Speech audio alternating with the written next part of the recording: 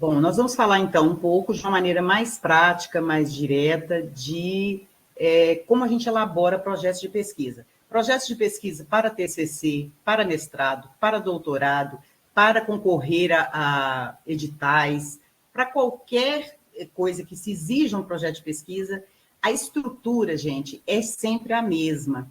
Muitas vezes, um edital ou um programa de pós-graduação pede uma estrutura, às vezes com um nome um pouquinho diferente, mas se você entender o que está se pedindo naquele item, não tem novidade, não tem nada de diferente. Então, vamos lá.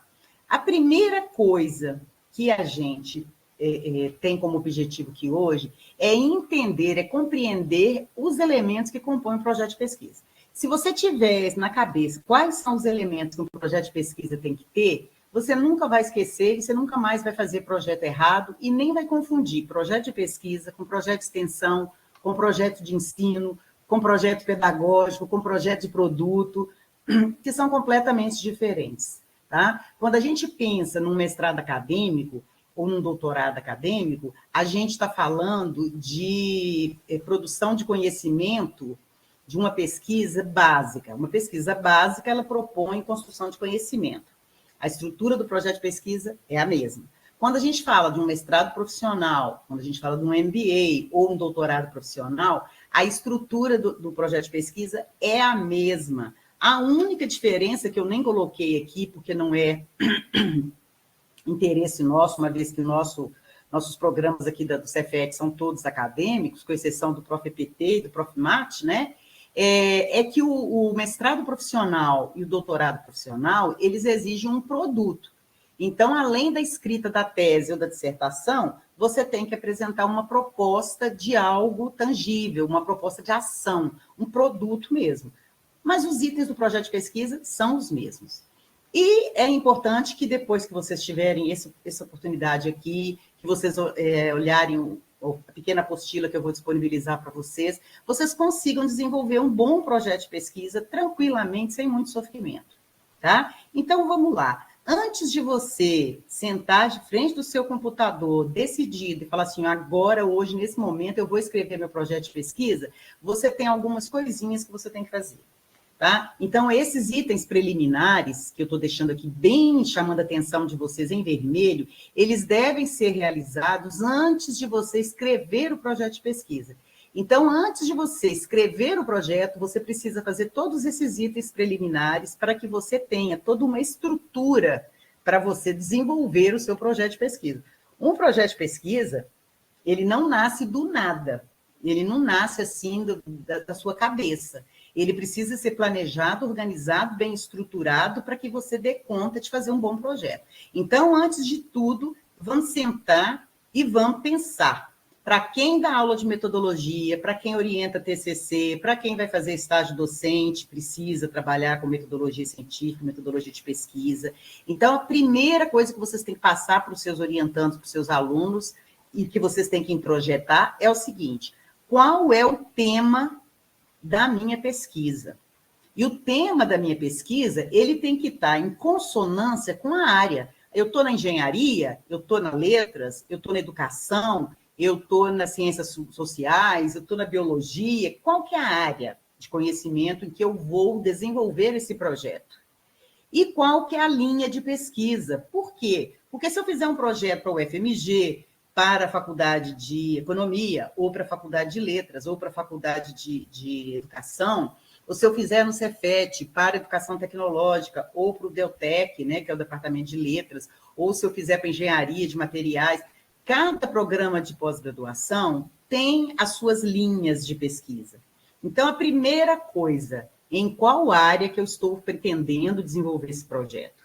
E em qual instituição, ou em qual edital, e em qual linha de pesquisa. Então, a primeira coisa, você tem que conhecer as linhas de pesquisa, conhecer a área que você vai fazer, para você não confundir as coisas. Tem pessoas que, às vezes, tentam fazer um mestrado, um doutorado, em várias áreas diferentes. Eu sou engenheira, mas sou professora, então eu vou tentar um doutorado na faculdade de educação, vou tentar também no programa de pós-graduação de engenharia, e vou tentar também na administração. Então, são 3 áreas diferentes. Então, aí você tem que pensar qual que é a área de conhecimento e qual a linha de pesquisa, para eu ver se o que eu tenho como tema, ideia que está na minha cabeça, vai encaixar naquela linha e naquela área de conhecimento. Feito isso, você precisa delimitar o contexto. Quando eu estou dizendo que tudo isso tem que ser feito, que olha, antes de escrever o projeto de pesquisa, isso aí é o que você está lá fazendo um rascunho. Tá? Aí você tem que pensar, falar, bom, qual o contexto que eu vou abordar? Eu quero abordar esse tema durante o século XIX, eu quero abordar esse tema na contemporaneidade, eu quero abordar esse tema no Brasil, ou na Espanha, ou na Alemanha, né? Qual que é o contexto que eu tenho? E quando eu falo contexto, eu estou falando contexto temporal, histórico, eu estou falando contexto político. De repente, eu estou querendo discutir o ensino médio no contexto da reforma do novo ensino médio, que é uma coisa recente. Ah, não, eu estou querendo discutir o ensino médio na época do ensino industrial. Ah, eu estou querendo discutir a formação de professores para a educação profissional. Não, formação de professores para o sistema prisional. Então, você tem que saber, você tem que escrever lá qual que é o contexto que você pretende desenvolver sua pesquisa, né? Ah, eu estou querendo desenvolver um projeto de pesquisa da engenharia mecânica, mas no contexto do mundo digital. Ou então, não, eu quero fazer uma discussão histórica sobre a engenharia mecânica, eu quero falar da engenharia de máquinas, não, eu quero falar da engenharia de automobilística, enfim. Você tem que definir que contexto que você quer. Outra coisa que você tem que definir é qual o tempo. Quando eu falo tempo aqui, é quanto tempo você tem para fazer essa pesquisa, né? Eu tenho 2 anos, eu tenho 4, eu tenho 1, eu tenho 5, então você já tem que ir pensando ali para você delimitar, né? Quais conceitos são importantes? O que eu preciso saber para discutir isso? É um trabalho de raciocínio, tá? E eu tenho que também pensar, tem a ver com a parte do primeiro item, qual que é a aderência ao programa. O que quer dizer isso? Aquele programa de pós-graduação, ou aqueles professores, ou aquele edital, ou aquela universidade, tem interesse por esse tema? Tem interesse por esse tema que eu gosto, que eu estou interessada? Por exemplo, eu sou professora de História, e eu quero tentar um doutorado lá no Cefet, no programa de pós-graduação em Letras. Será que esse tema que me interessa tem aderência à pós-graduação em Letras?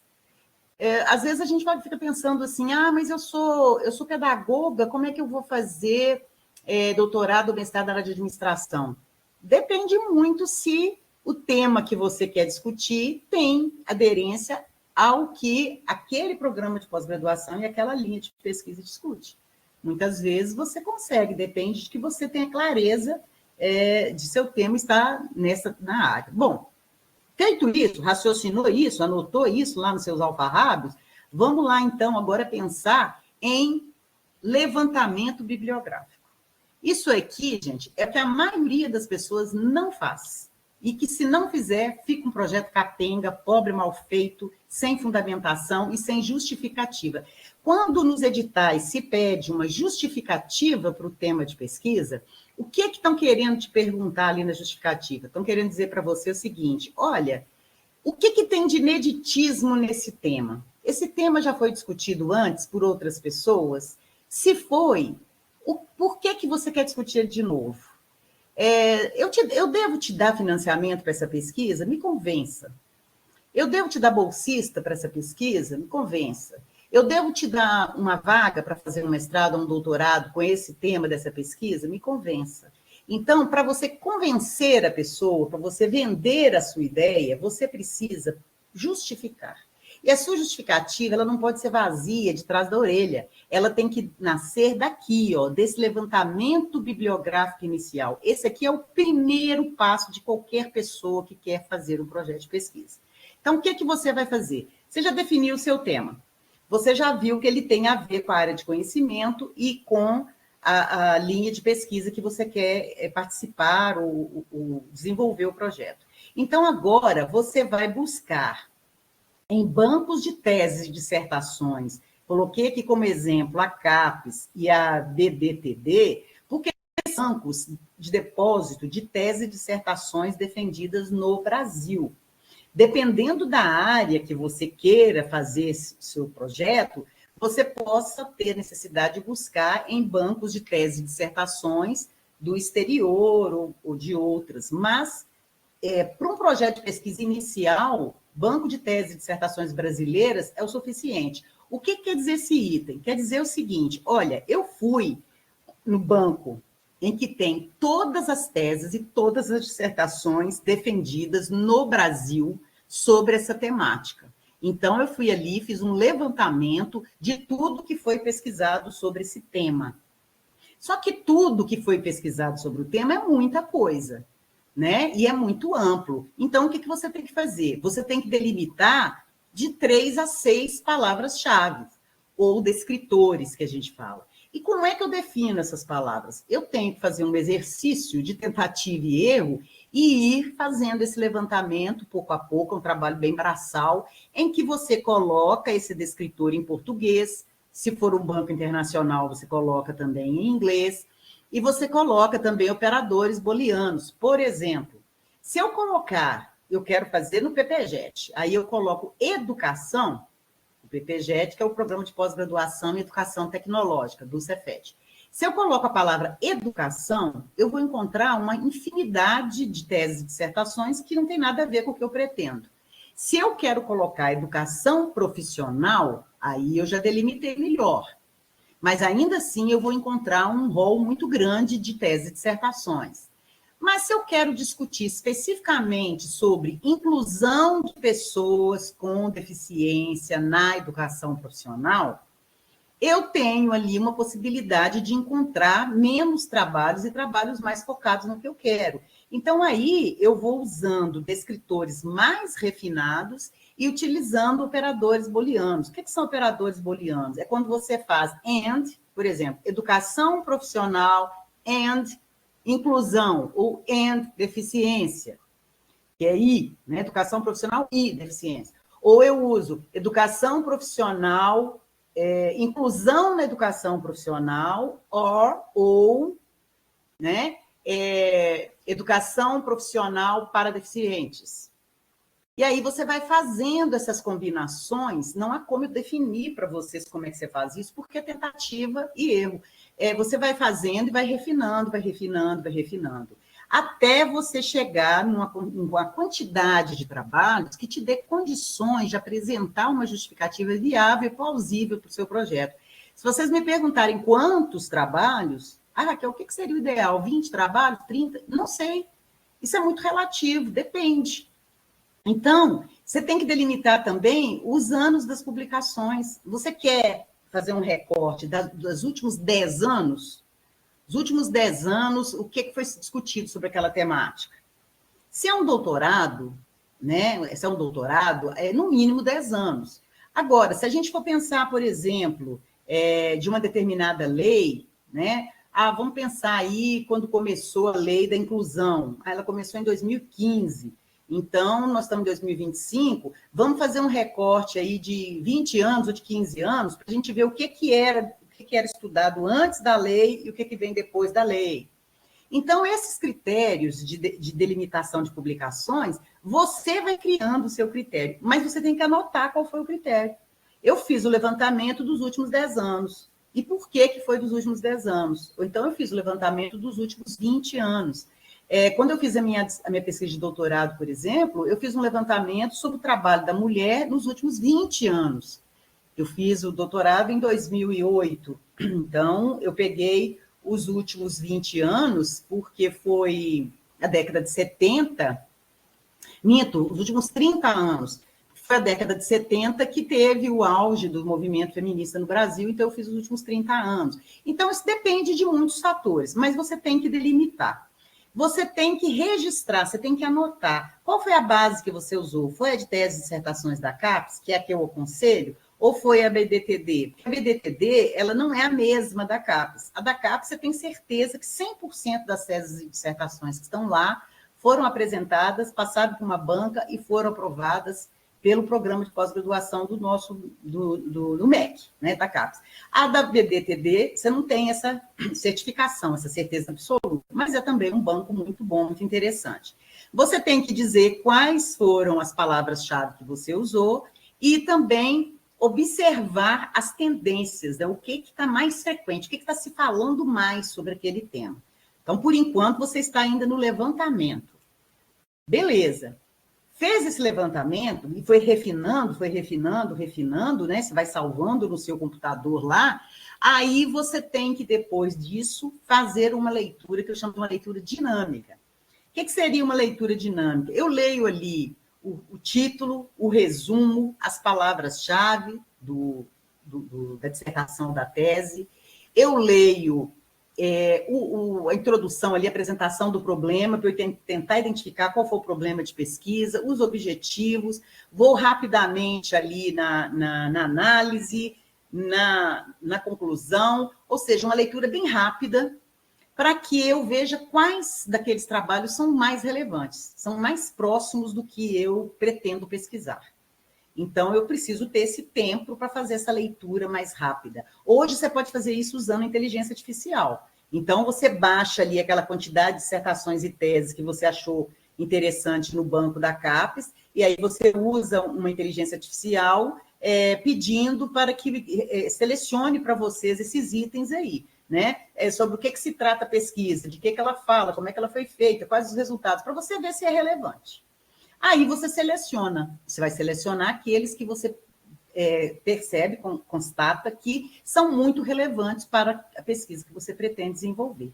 Esse é um passo fundamental, gente. Aí você vai elaborar um resumo analítico. Eu fiz um quadro para vocês, esse quadro eu vou mostrar aqui, mas ele está lá na apostila, e é só vocês copiarem, podem fazer no Word ou podem fazer no Excel, e vão fazer esse quadro em que você vai fazer um resumo analítico daqueles trabalhos que você selecionou. E aí você vai construir, então, um mapa de lacunas, mostrando o que aqueles trabalhos que você selecionou têm de importante, que vai te ajudar a convencer o leitor de que o seu projeto de pesquisa é bom demais, e também vai convencer quais as lacunas que todas as pesquisas realizadas nos últimos anos deixaram e que você pretende ocupar, principalmente quando se trata de doutorado. Você tem que trazer uma contribuição relevante. Então, essa contribuição relevante é como se dissesse assim, olha, eu fui lá em todas as pesquisas realizadas nos últimos 10 anos, na área de educação, por exemplo,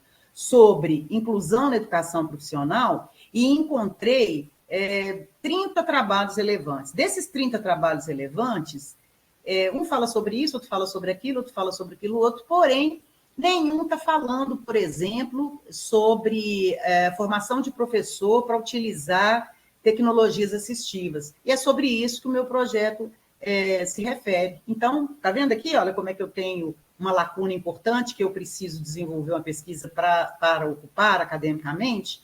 Então, essa é que é a importância de você selecionar e sintetizar. Aí, você também tem que pensar na viabilidade. Essa pesquisa, ela é viável? Eu tenho acesso, né? Como eu já contei em algumas aulas. Por exemplo, eu quero fazer uma pesquisa no sistema prisional, ou eu quero fazer uma pesquisa na polícia militar, ou na polícia civil. Nós temos lá no Cefet vários alunos, né, vindo dessas forças policiais. Eu tenho acesso aos dados, eu tenho acesso às instalações, eu tenho acesso aos sujeitos para fazer a pesquisa. Eu tenho tempo, porque não adianta eu querer fazer a pesquisa se eu não tenho tempo para me dedicar. Eu tenho recursos, se é nas áreas de ciências artificiais, né, como engenharia, ciência da computação, eu tenho laboratório, eu tenho equipamento, ou a instituição tem, ou eu tenho acesso em outra instituição. Eu preciso submeter o comitê de ética e eu tenho conhecimento do que o comitê de ética exige, porque eu posso estar querendo empreender uma pesquisa que é eticamente proibida. Talvez em áreas que eu vou utilizar com seres humanos, em áreas da saúde, ou em áreas da biologia, ou em áreas quaisquer, em que eu vou envolver seres humanos. Eu já tive uma experiência de uma aluna que foi fazer uma pesquisa com jovens de menores de idade em conflito com a lei.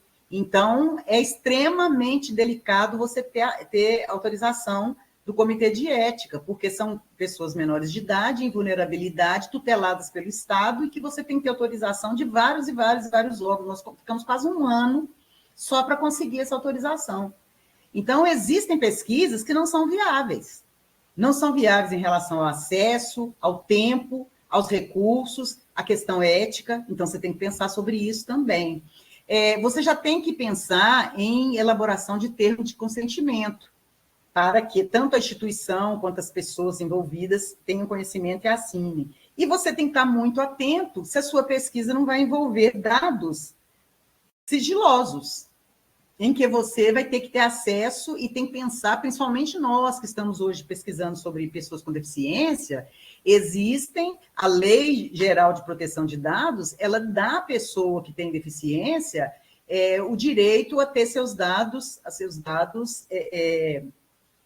guardados. Para a gente fazer pesquisa, você precisa de uma autorização, né, da instituição. Então, tem que se pensar em tudo isso antes, para que você não sofra depois que já estiver no desenrolar da pesquisa. Aí, vamos lá ao quadro, né? Eu acho importante vocês ampliarem esse quadro aí, porque eu coloquei aqui como um exemplo. Então, depois de tudo aquilo que eu fiz, que eu já expliquei lá atrás, eu vou fazer, então, o meu quadro síntese. Primeira coisa que eu vou fazer é que é trabalhoso porque é um quadro para cada palavra-chave. Então, se eu usei aqui nesse meu exemplo a palavra-chave educação profissional, eu faço um quadro.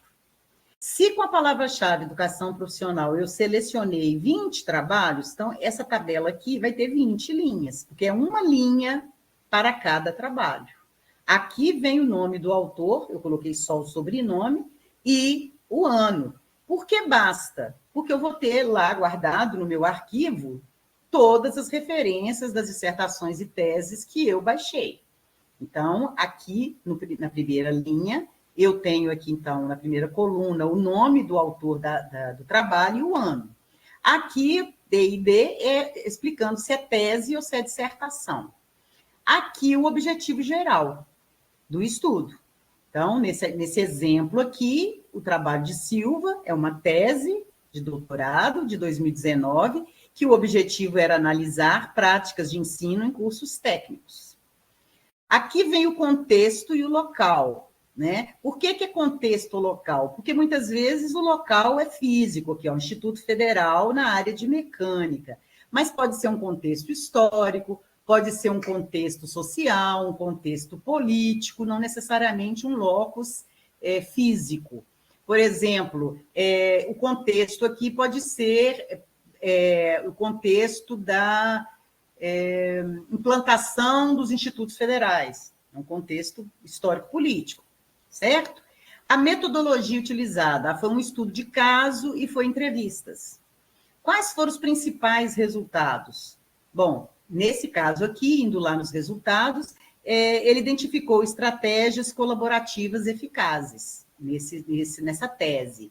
E quais foram as lacunas que eu identifiquei?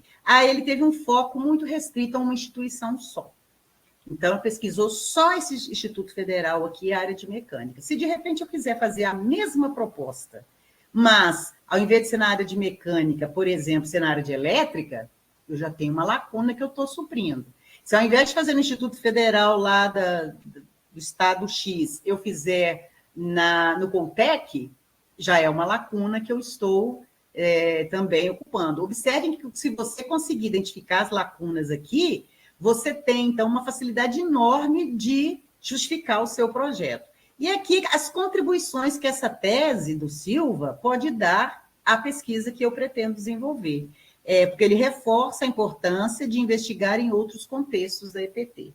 E assim sucessivamente. Aqui tem o segundo trabalho e terceiro. Então, se eu selecionei 30 trabalhos, são 30 linhas, em que cada uma eu vou colocando aqui essa síntese. Bom, qual foi o período que eu busquei os trabalhos lá no banco de tese e dissertações da CAPES? Eu comecei no dia 4 de setembro, mas eu buscava, salvava, parava, ia fazer outra coisa e tal, então eu só terminei no dia 10 de outubro. Por que isso aqui é importante? Porque se entrou algum trabalho interessante, relevante, no dia 11 de outubro, você está tranquilo, porque o seu recorte de tempo de busca foi até o dia 10 de outubro. Então, o que veio depois, você não tem esse compromisso. Por exemplo, alunos que agora, nesse momento, no dia 4 de setembro, está começando a fazer o seu levantamento de tese e dissertações para fazer seu projeto de doutorado para apresentar para nós lá no PPJET, se ele começar hoje e levar 30 dias para fazer o levantamento e depois trouxer isso na tese, ele tem que escrever lá, olha, comecei o período de busca no dia 4 de setembro de 2025 e concluí no dia 10 de outubro de 2025. O recorte temporal, todas as dissertações e teses defendidas entre 2015 e 2025. O banco de base usado foi o de TED Dissertações da CAPES. A área de conhecimento foi educação. A palavra-chave foi educação profissional. Encontrei X trabalhos, desses X trabalhos, fazendo uma leitura preliminar, foram selecionados 30, dos quais você preenche aqui esse quadro, anexa ao seu projeto e mostra ali as lacunas para que depois você justifique o seu projeto. Então, é muito interessante que esses quadros eles estejam resumidos no texto, mas eles estejam em apêndice do projeto. Isso, eu estou falando, quando você já está fazendo um projeto de um programa de pós-graduação que você já vai desenvolver. Se é um projeto para você ainda iniciar, participar de um edital ou participar de um processo seletivo, não há necessidade de você colocar apêndice, porque até nem é permitido, mas você vai citar quantos trabalhos você encontrou, quantos foram selecionados, por que foram selecionados, né? Porque tem mais relevância com a sua temática, e você vai apresentar um resumo deste quadro. Aí eu coloquei para vocês aqui como que a gente utiliza esse quadro, né? Primeiro, eu tenho que ter um quadro para cada palavra-chave. Eu tenho que deixar claro lá se é tese ou se é dissertação. Em cada linha eu vou colocar uma obra consultada, nas colunas eu vou colocando as variáveis. Eu selecionei aqui as variáveis que eu achei mais importante, ó, o objetivo, o contexto, a metodologia, os resultados, as lacunas e as contribuições. E a última coluna, ela é muito importante, por quê? Porque é na última coluna que você vai refletir como que essa tese ou essa dissertação vai contribuir para o meu projeto. Porque aí justifica por que você a escolheu entre as 589 que você encontrou, por que você selecionou 30? Então, essa última lacuna vai falar, eu selecionei essa porque ela contribui com essa forma. Então, você tem aqui o levantamento preliminar que vai te ajudar a começar a escrever o seu projeto. Então, olha só quanto tempo, a gente gasta muito mais tempo nesse levantamento preliminar do que na escrita do projeto. Tá? Então, escrever o projeto, depois que você tem isso, aí é fácil. Então, vamos lá, escrita do projeto. Fiz isso aqui, ou seja, eu já tenho todos esses quadros prontos. Eu já tenho tudo isso aqui prontinho, bem feitinho. Aí eu vou à escrita, vou começar a escrever. Primeira coisa, primeiro item, o problema de pesquisa. Por que eu não começo um projeto de pesquisa com introdução? Porque o que interessa para o leitor é o seu problema de pesquisa. É o que você vai pesquisar.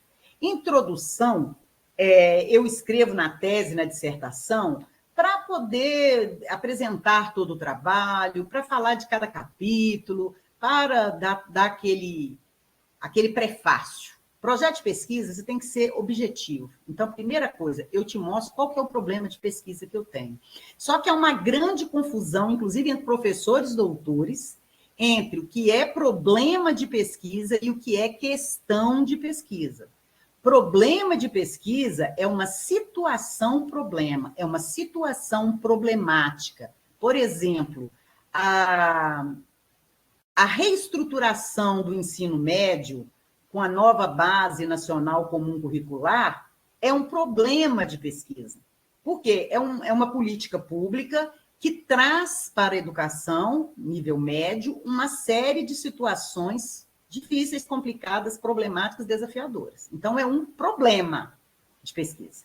Agora, dentro desse problema de pesquisa, eu tenho que achar a questão de pesquisa que eu quero pesquisar. A inclusão de pessoas com deficiência na educação é um problema de pesquisa. Agora, a questão que eu vou pesquisar é específica, dentro daquele problema.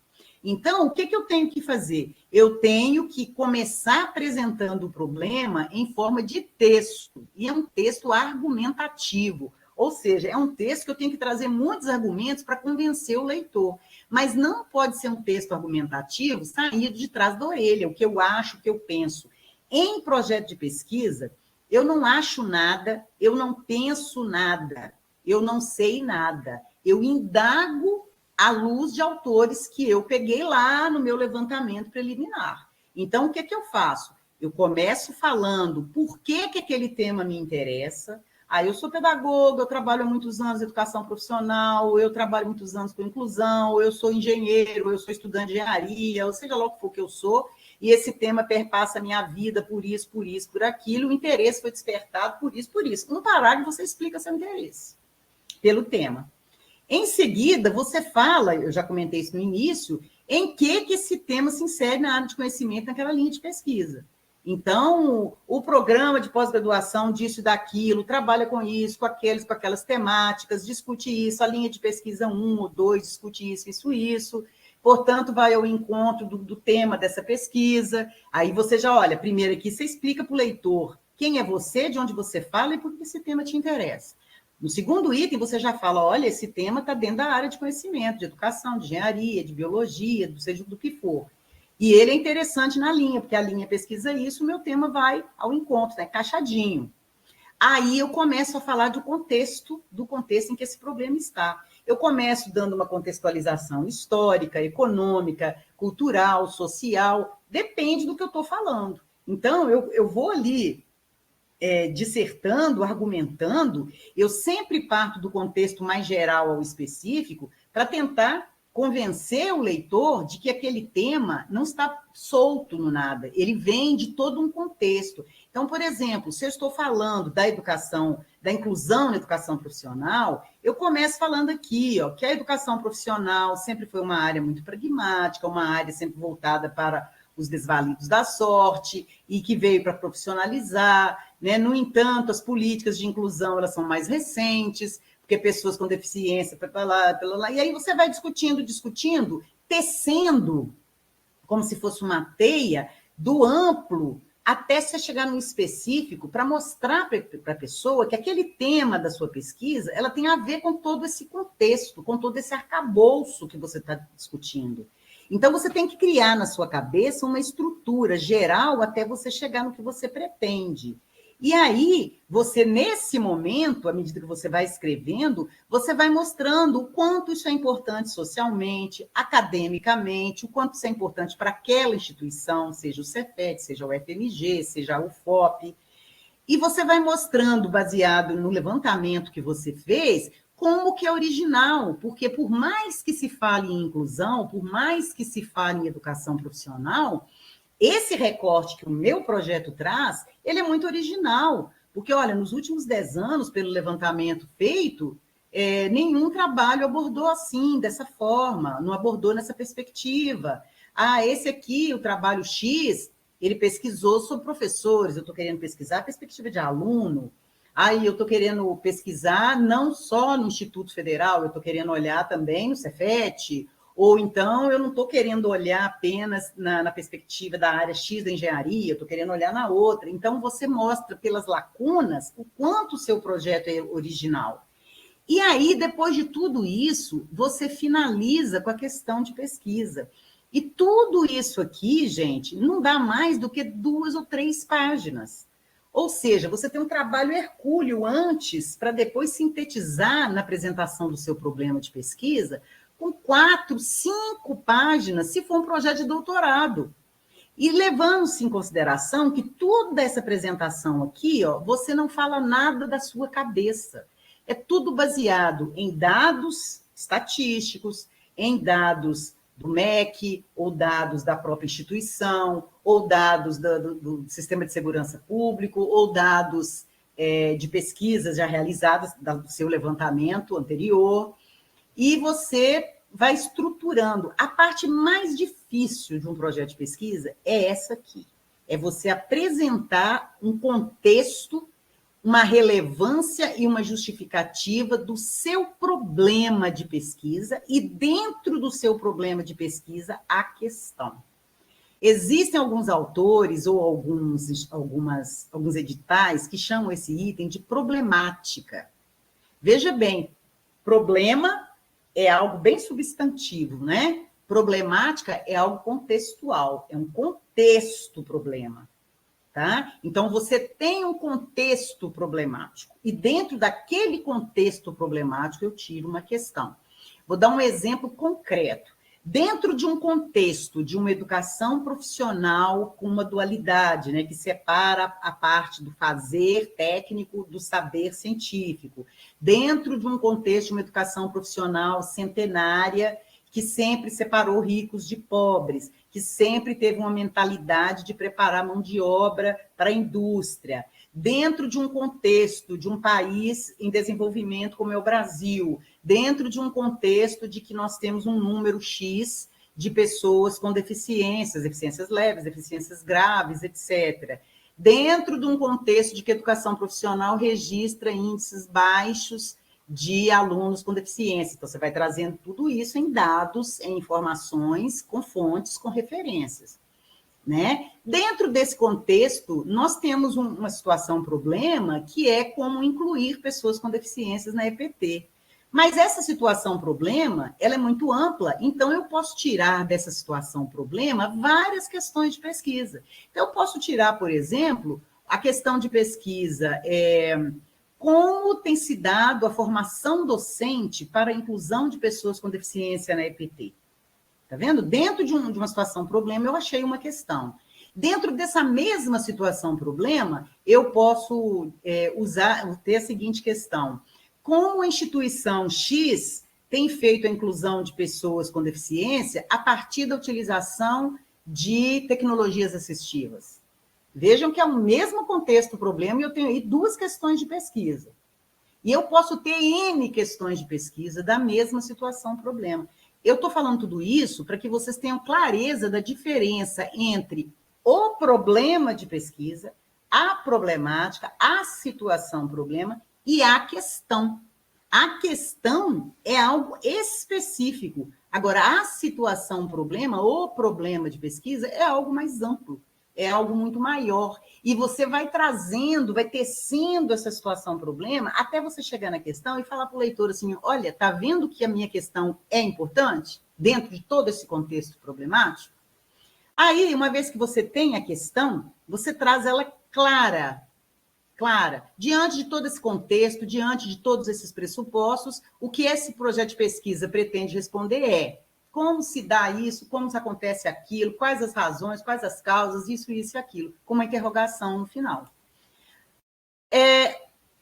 O problema de pesquisa ficou claro. Agora vamos formular a questão. Como é que eu formulo uma questão de pesquisa? Ela deve ser uma pergunta clara, ela deve ser específica, ela tem que nascer das lacunas, ou seja, você tem que questionar algo que ainda não foi respondido, pelo menos naquele seu levantamento. Você não tem garantia que no mundo inteiro não foi, mas naquele seu levantamento não foi. Você tem que conectar essa questão de pesquisa com os objetivos e com os métodos, que lá na frente você vai precisar. E uma questão muito problemática em projeto de pesquisa é a questão de hipótese. Hipóteses são proposições testáveis utilizadas, sobretudo nas ciências naturais, física, química e biologia, e nas ciências artificiais, as engenharias, as áreas tecnológicas, sistemas de informação, etc. A área de ciências sociais e ciências humanas, nós não usamos hipóteses testáveis. Então, não utilizamos hipóteses partindo do princípio metodológico de que hipótese é algo que eu já tenho a priori e que eu vou, ao longo da pesquisa, testar e comprovar ou refutar. Não fazemos isso nas ciências humanas, fazemos isso em outras áreas. Eu deixei aqui, porque, eventualmente, nós podemos ter aqui no público alunos das engenharias, alunos das ciências naturais, e que vão precisar ter hipóteses. Hipóteses são aquelas respostas, aqueles achismos, né? Aquelas hipóteses que a gente tem, são proposições que eu vou testar na pesquisa para comprovar ou para refutar. Muito bem. Depois, então, que eu elaborei a questão de pesquisa, eu vou elaborar os objetivos. Objetivo também é algo muito problemático, que muitos e muitos e muitos alunos fazem de uma maneira errada. Como que eu faço para achar o meu objetivo geral? O meu objetivo geral, ele tem que responder a questão de pesquisa. Então, se eu tenho que responder a questão de pesquisa, basta eu pegar a questão de pesquisa, retirar a interrogação do final, colocar um verbo no infinitivo, que eu acho o objetivo geral. Então, se a minha questão de pesquisa é como se dá a inclusão de pessoas com deficiência a partir da utilização de tecnologias assistivas, essa é a minha pergunta, minha questão de pesquisa, meu objetivo geral é analisar, compreender como se dá a inclusão de pessoas com deficiência a partir do uso de tecnologias assistivas. É a mesma coisa, eu pego a questão, tiro a interrogação e coloco um verbo mais amplo no infinitivo. Não tem como errar. E os específicos? Bom, os específicos são objetivos menores, objetivos mais simples, que eu tenho que contribuir para atingir o objetivo geral. Então, muitas vezes, os objetivos específicos, eles são colocados no projeto de pesquisa como se fosse um passo a passo metodológico. Então, veja bem, o aluno coloca assim, objetivo geral, analisar como se dá a inclusão de pessoas com deficiência a partir do uso de tecnologias assistivas. Aí ele coloca assim no objetivo específico, entrevistar os professores sobre o uso de tecnologias assistivas. Entrevistar os professores não é um objetivo específico, é um item da metodologia, tá? Aí você tem que parar e pensar assim, eu vou entrevistar os professores para quê? Eu vou entrevistar os professores para saber a opinião deles sobre o uso da tecnologia assistiva. Então, seu objetivo específico não é entrevistar os professores, seria identificar e analisar as perspectivas dos professores sobre o uso de tecnologias assistivas na inclusão. Está vendo que é um trabalho intelectual? É um trabalho de raciocínio, em que você tem que transformar aquela questão metodológica que você tem em algo de resultado esperado. Então, se eu coloco assim, por exemplo, caracterizar o perfil dos professores do núcleo de atendimento especializado, isso está na metodologia. Então, o seu objetivo específico não é caracterizar os professores. O objetivo específico seu, então, é conhecer, é identificar, ou é descrever, ou é desvelar o perfil dos professores que trabalham com tecnologia assistiva. É muito fácil de confundir. Mas se você parar para pensar que objetivo é resultado esperado e metodologia é o como você vai fazer para atingir o objetivo, fica mais fácil de você definir. Uma coisa que eu tenho feito muito, gente, que ajuda muito, é usar a inteligência artificial para te ajudar. Então, o que você pode fazer? Cria sua questão de pesquisa, cria seu objetivo geral, cria seus objetivos específicos e depois utilize a inteligência artificial para te ajudar em que sentido? De uma maneira extremamente ética. Você coloca lá e diz assim, esse objetivo geral responde à questão de pesquisa? Se eu atingir todos os objetivos específicos descritos, eu atendo o objetivo geral? Aí a inteligência artificial vai te ajudar a reescrever, a reestruturar os seus objetivos para eles ficarem mais claros, para eles ficarem mais bem escritos. Não tem problema nenhum utilizar a inteligência artificial nesses momentos. Ela te serve de apoio, de auxílio, ela não vai ser o autor, ela vai ser o seu ajudante para te ajudar a responder se você está no caminho certo. Tá? Antigamente, a gente fazia isso pedindo ajuda apenas do orientador. Hoje, além do orientador, a gente tem aí a inteligência artificial que pode nos ajudar muito. Lembrando, o objetivo não é texto, o objetivo não é argumentativo, o objetivo é um verbo de ação.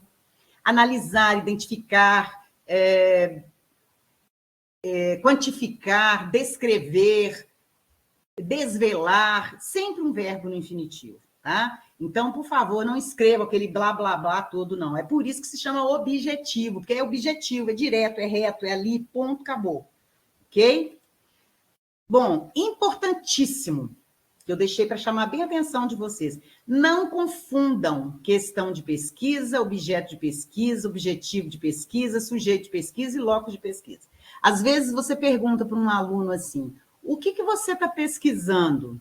Não, qual é o seu objeto de pesquisa? Ele vira e fala assim, estudantes de curso técnico. Estudante de curso técnico não é objeto de pesquisa, é sujeito de pesquisa. Ah, qual que é o seu objeto de pesquisa? Ah, é o Cefet Campus 2.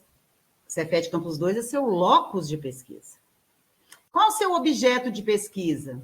Analisar o uso de tecnologia assistiva. Analisar o uso de tecnologia assistiva não é o seu objetivo, não é o seu objeto, é seu objetivo. Então, moçada, é muito simples. A questão de pesquisa é o que você pretende responder, é uma pergunta. Uma pergunta. Como, quais, de que forma, de que maneira, sempre com uma interrogação. O objeto é um substantivo, é o que você está pesquisando. O que? O objetivo é o que você pretende alcançar, é um verbo. Eu pretendo analisar, compreender, identificar, desvelar, é um verbo. O locus é o lugar, é um local. Ele pode ser um local físico, ou ele pode ser um local político, ou ele pode ser um local histórico. E sujeitos são pessoas. Então, vejam bem que não tem como confundir. Pelo amor de Deus, mestrandos e doutorandos não podem confundir objeto com objetivo, com questão, com sujeito e com locus. Isso tem que estar muito claro para vocês. E eu coloquei mais um adendo aqui, ó, que o objeto e o objetivo, eles saem da questão. Se a questão é como se dá a inclusão de pessoas com deficiência na EPT, é a questão, o objetivo geral é compreender como se dá a inclusão de pessoas com deficiência na EPT.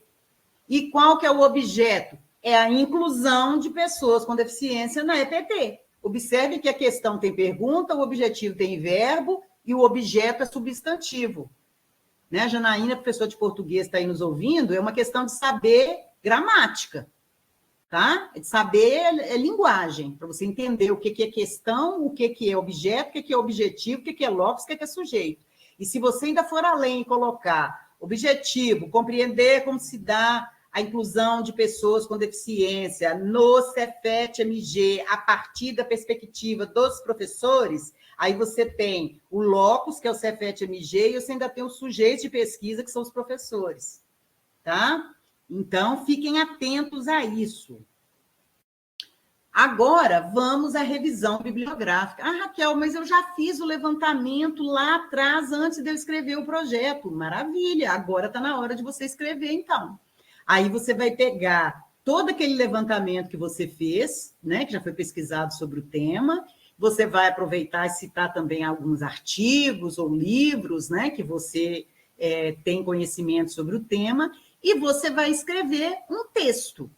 Aí você vai escrever um texto dividindo em títulos e subtítulos, itens e subitens, né? Explicando qual que foi o caminho teórico-metodológico da revisão. Essa revisão foi feita a partir de tais palavras de escritores, tais palavras-chave, feito no banco de tese de dissertações da CAPES, aquilo tudo que eu expliquei antes. Você vai escrever agora no texto aqui.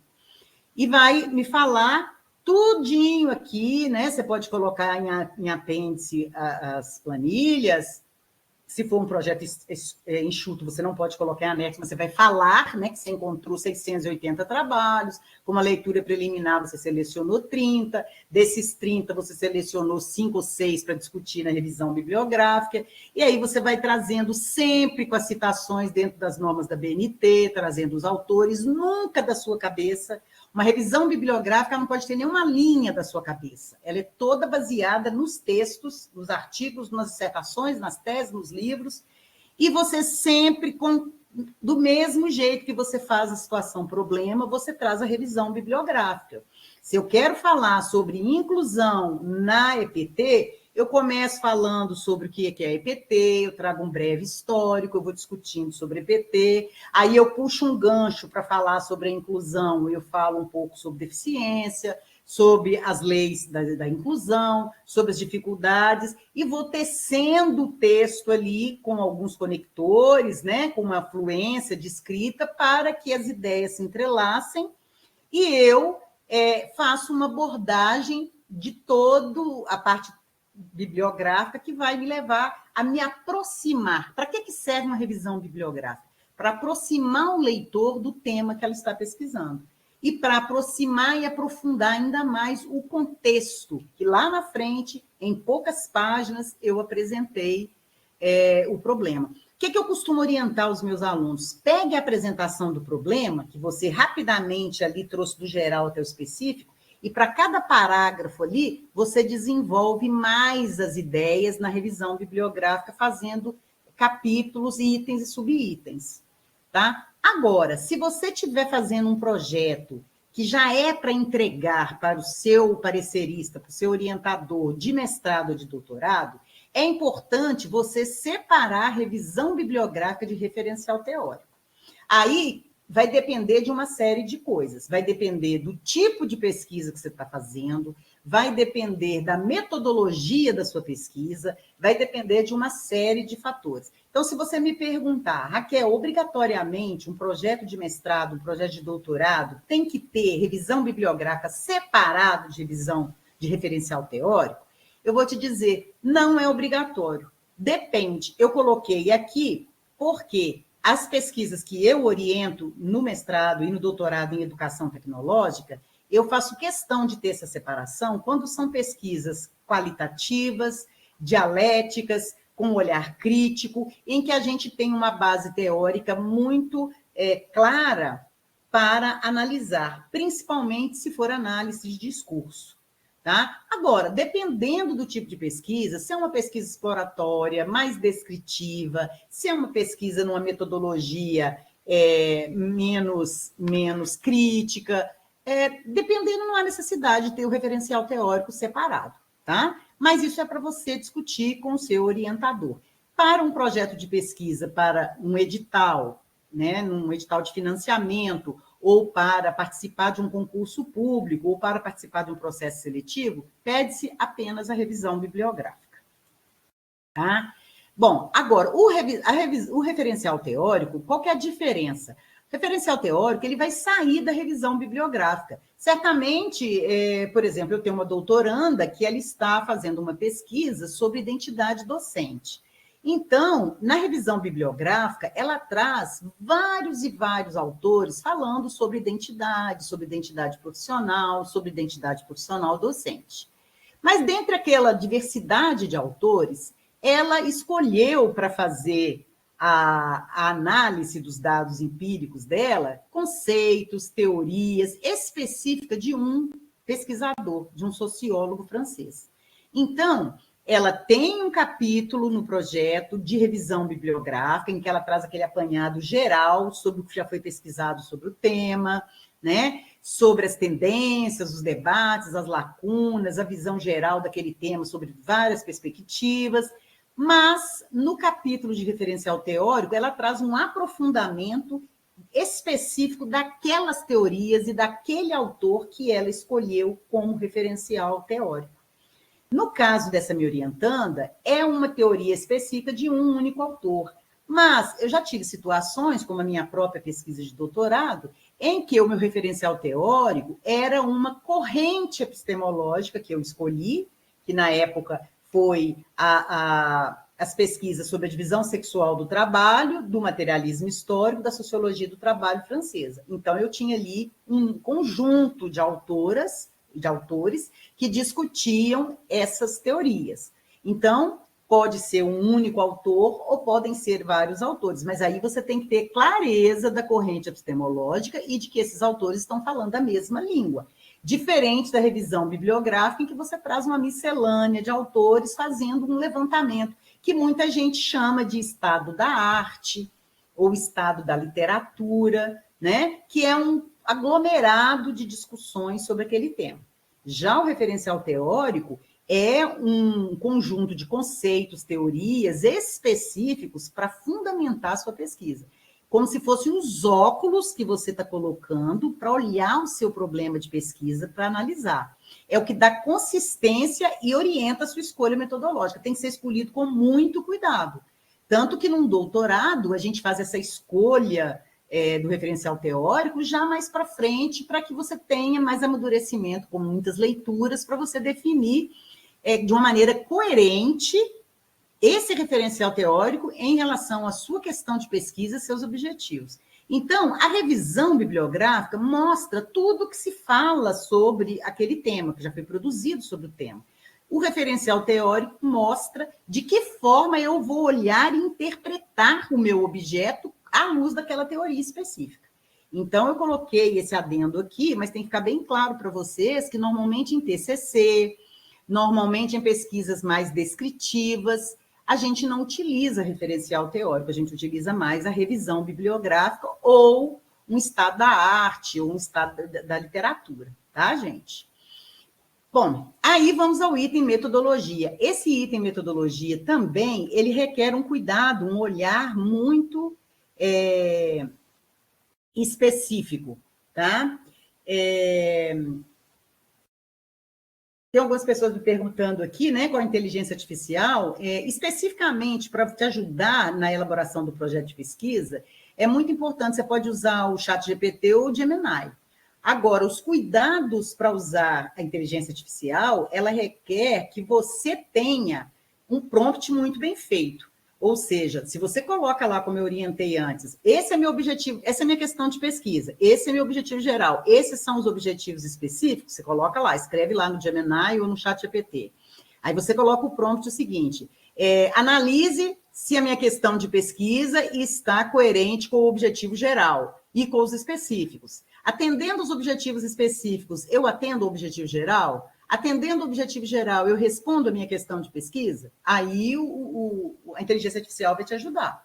Agora, se você chega para a inteligência artificial, joga um tema lá e fala, elabore um projeto de pesquisa para mim, ele vai fazer uma porcaria, uma merda na sua vida, tá? Vai te dar referências falsas, vai fazer uma coisa sem pé e nem cabeça, porque a inteligência artificial ela não é inteligente, ela é burra. Ela simplesmente tem uma habilidade, uma rapidez de buscar informações que estão online, que estão no mundo digital, que você não tem. Então, você tem que ser muito mais inteligente do que a inteligência artificial para saber perguntar a ela e dar a ela elementos para te dar resposta daquilo que você realmente precisa, tá? Então, fiquem muito atentos a isso e não aceitem qualquer coisa. Outra coisa importante, se a inteligência artificial te deu uma referência, pergunte, essas referências são verdadeiras e verificadas? Me apresente a referência dentro das normas da BNT e me diga que ela é verdadeira e justificada e verificada. Aí a inteligência artificial vai te responder. E muitas vezes, vocês podem fazer esse teste que eu faço às vezes. Muitas vezes ela vai te falar assim, opa, essa referência não existe, foi só um exemplo. Ou então, nossa, essa referência está equivocada, ela não está disponível. Então, sempre pergunte, são referências verdadeiras e verificadas? Posso utilizar sem risco de plágio? Estão coerentes com a questão de pesquisa? Então, é muito importante isso. Então, voltando à questão da metodologia, gente, tem também o Tiago aqui, que está querendo que eu envie o material. Tiago, se você rolar aqui a barra de mensagem, você vai ver o meu e-mail. É só você me mandar um e-mail que eu mando o material para você, caso você não tenha sido inscrito, que quem se inscreveu já vai receber automaticamente. Metodologia também, gente, é um item que tem que ter muito cuidado. Se eu estou escrevendo um projeto para um edital, para pedir bolsa, para pedir recurso, eu já sou um pesquisador, estou escrevendo o projeto. Eu posso fazer uma metodologia um pouco mais simples e um pouco mais focada em técnicas, instrumentos e recursos necessários. Até para justificar a verba que eu vou pedir lá no edital da FAPEMIG, do Cefet, da UFMG, do que for. Se eu estou fazendo um projeto para tentar um mestrado, eu posso também fazer uma metodologia um pouco mais simples. Agora, se eu estou fazendo um projeto final de um mestrado, ou um projeto para entrar para um doutorado, ou um projeto final de um doutorado, eu tenho que ter uma metodologia muito mais densa e robusta, tá? Então, tem que ter clareza para isso. Primeira coisa, eu tenho que te falar que tipo de pesquisa eu estou fazendo e que abordagem eu estou dando. Se é uma pesquisa qualitativa, uma pesquisa quantitativa, se é uma pesquisa mista, se é uma pesquisa experimental, se é uma pesquisa de campo, se é uma pesquisa teórica, eu tenho que explicar que tipo de pesquisa e qual abordagem que eu vou dar. Quando eu falo em abordagem, por isso que é importante fazer o próximo minicurso, que é sobre abordagens e correntes epistemológicas, principalmente para quem está no doutorado. Eu tenho que saber qual que é a abordagem, qual o método de abordagem que eu vou usar. Aí eu vou usar o método dialético, o método fenomenológico, vou usar o método histórico, vou usar o método pós-estruturalista, eu vou usar o método crítico. Qual método eu vou abordar? Então, quando é uma pesquisa de doutorado, uma pesquisa que requer mais densidade, eu tenho que deixar claro qual é o método. E a maioria das pesquisas, dos projetos de pesquisa, não traz qual é o método. Tá? E por quê? Porque as pessoas ignoram, não sabem. E aí, para você saber, você tem que saber quais são os métodos e quais correntes epistemológicas dialogam com aquele método. Tá? Agora, se é um projeto mais simples, basta eu colocar que se trata de uma pesquisa qualitativa, ou mista, quais são os sujeitos, né? Será uma pesquisa realizada por meio de entrevistas com professores do Cefet ou do Coltec, numa pesquisa qualitativa, será usado um questionário ou um roteiro. É importante dividir as técnicas de pesquisa em etapas, né? Então, na primeira etapa, será realizada uma revisão bibliográfica, elaboração do referencial teórico mais aprofundado. A segunda etapa será submeter ao comitê de ética da instituição, fazer contato com os sujeitos de pesquisa, enviar um questionário via e-mail, ou marcar entrevista por telefone, ou seja, você vai trazer ali tintim por tintim, etapa por etapa, como que você pretende fazer a pesquisa. E depois você vai dizer como que você vai analisar, que é outra coisa que a maioria das pessoas não colocam também. Como é que você vai analisar? Você vai fazer uma análise de conteúdo? Você vai fazer uma análise de discurso? Você vai fazer apenas uma interpretação hermenêutica, uma exegese? Você vai fazer apenas uma análise comparativa? Como é que você vai analisar? Né? E sempre lembrando, quando eu falo que a pesquisa é qualitativa, eu tenho que trazer uma referência. Pesquisa qualitativa, conforme Minayo explica isso e aquilo. Será utilizado um questionário que, segundo Trivinhos, serve para isso, aquilo, outro. Será utilizado análise crítica do discurso, conforme Fairclough, que é para isso, para aquilo, outro, né? Nunca esquecer que você tem que alertar para os aspectos éticos, né? Será submetido ao comitê de ética, de acordo com a resolução X, as pessoas serão contatadas, terá sigilo, a lei de dados será respeitada, né?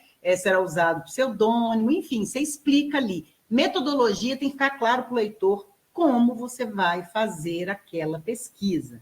Só que eu não vou me delongar muito nisso, porque eu vou ter semana que vem, no dia 10, nesse mesmo canal aqui, o minicurso sobre correntes epistemológicas e métodos de abordagem em pesquisa. Por quê? Porque na metodologia, principalmente no doutorado, a gente tem que separar método de abordagem de métodos de procedimento. Método de abordagem é qual a corrente epistemológica que eu vou utilizar de acordo com o método para analisar os meus dados de pesquisa. E procedimentos são quais as técnicas e instrumentos que eu vou utilizar para fazer a pesquisa. Então, procedimentos é as ferramentas que eu vou usar para fazer a pesquisa. Abordagem é como eu vou tratar os dados da pesquisa.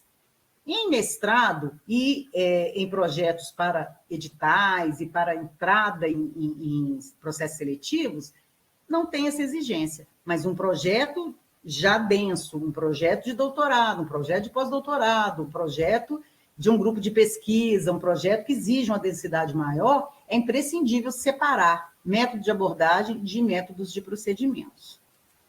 Certo? Por fim, cronograma, e esse cronograma ele tem que ser exequível, Então, se o seu doutorado é 4 anos, seu cronograma tem que ser de 4 anos. Se é um mestrado 2 anos, ele tem que ser de 2 anos. Se é um edital que você está fazendo jus a uma bolsa para bolsista de PIBIC, tem que ser para 1 ano ou 2, dependendo do edital. Se é de pós-doc, como eu estou fazendo agora, é um cronograma para 1 ano. Depende do programa de pós-graduação que você está. E aí você tem que colocar todas as etapas distribuídas, o tempo e fazer um quadro, né, para ficar fácil de visualizar. Aí, a dica que eu dou é o seguinte: você vai pegar o projeto pedagógico do curso que você vai fazer seu mestrado, que você vai fazer seu doutorado, e olhar lá quais são as etapas. Por exemplo, se você for estar fazendo o doutorado no Cefet, do Programa de Pós-Graduação em Educação Tecnológica, especificamente, você vai achar lá na página do PPGET o manual do aluno. No manual do aluno tem todas as etapas que você tem que cumprir. Então, o que você faz? Você vai lá, pega todas aquelas etapas que estão lá, coloca no seu cronograma e distribui nos 4 anos do doutorado, nos 2 anos do mestrado. O mesmo se aplica a outros programas de pós-graduação. Agora, se lá na página do programa de pós-graduação não tiver esse manual do aluno ou projeto pedagógico do curso, que eu acho um absurdo não ter, porque isso é obrigatório por lei, né? Porque o projeto pedagógico do curso ele tem que estar acessível a todo mundo, mas na hipótese de não ter, você tem que, então, raciocinar quais são as etapas de um mestrado, quais são as etapas de um doutorado, quais são as etapas de um pós-doutorado, para que você distribua ali no cronograma. Porque é muito importante que a pessoa olhe lá, lembra lá atrás que eu falei sobre a viabilidade da pesquisa? Porque existem pesquisas tão complexas que a pessoa quer fazer que 4 anos de doutorado não dá tempo, ou 2 anos de um mestrado não dá tempo. Então, você tem que, a partir do cronograma, repensar se você quer fazer aquilo tudo mesmo, se vai dar tempo, se tem condições. Porque, normalmente, quando a pessoa faz o projeto, ela quer o mundo inteiro. E o cronograma, ele te dá um banho de água fria, porque ele te mostra ali que você tem um tempo. E o seu tempo está determinado, você não pode querer ele além daquilo. Mesmo que você tenha condição de pedir dilação de prazo, mestrado normalmente é mais um semestre e doutorado é só mais 1 ano. Então, você não pode inventar muita coisa. As referências também parece uma coisa boba, mas pega no pé de muita gente, porque tudo que você citou lá no seu texto tem que estar aqui na lista, dentro dessas normas da BNT, em ordem alfabética. Aí também a inteligência artificial ajuda muito, porque você pega seu projeto prontinho, joga lá no Gemini ou no ChatGPT e fala assim, veja se todas as referências citadas no texto estão na lista. Aí ele vai te falar lá quais estão faltando, né? Eu, particularmente, faço isso quando estou em banca. Eu jogo lá e pergunto, e aí eu encontro, às vezes, muita coisa que o aluno discutiu no texto que não está lá na lista de referência. Então, isso aí ajuda. Se você está fazendo o seu projeto de mestrado e doutorado como aluno regular, é imprescindível, muita gente não faz isso, mas é imprescindível que esteja lá no apêndice o termo de consentimento livre e esclarecido, para que a pessoa que ler o seu projeto, principalmente os pareceristas, eles vejam que você tomou esse cuidado ético. Então, lá vai ter, né, a obrigatoriedade de passar pelo comitê de ética, se for pesquisa envolvendo seres humanos, evidentemente. E vai ter um texto do seu termo de consentimento livre esclarecido. E, se você for fazer entrevista, questionário, observação, qualquer coisa, os roteiros têm que estar lá. Porque a pessoa que for ler o seu projeto, ela tem que saber o que você vai perguntar, qual questionário você vai usar, quais as perguntas do questionário, para ver se tem coerência, né? Agora, quando você está fazendo um projeto para um processo seletivo, ou para pedido de verba, de bolsas, essas coisas, não se pede que você anexe o roteiro de entrevista ou os questionários, certo? Bom, pessoal, esse é o conteúdo do que eu queria discutir com vocês. Agora, nós temos um tempinho que eu gostaria que vocês abrissem os microfones abrissem os microfones e as câmeras para a gente conversar um pouco, para ver as dúvidas que vocês têm, né? Para que eu possa esclarecer e ajudar vocês o que vocês precisarem, tá? A partir de agora, então, eu vou concluir a gravação.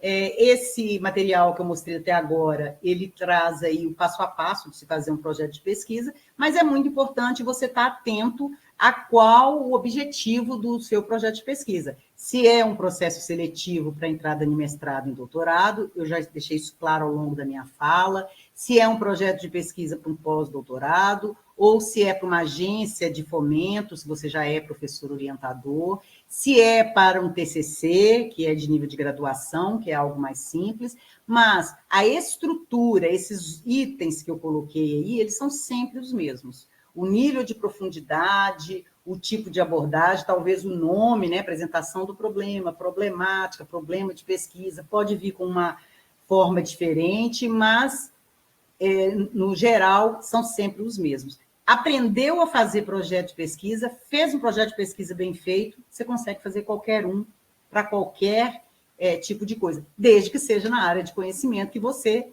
tenha domínio, tá? Então, o que eu tinha para falar é isso, eu agradeço a todos, e agora vou parar a gravação e podemos abrir aí ao debate.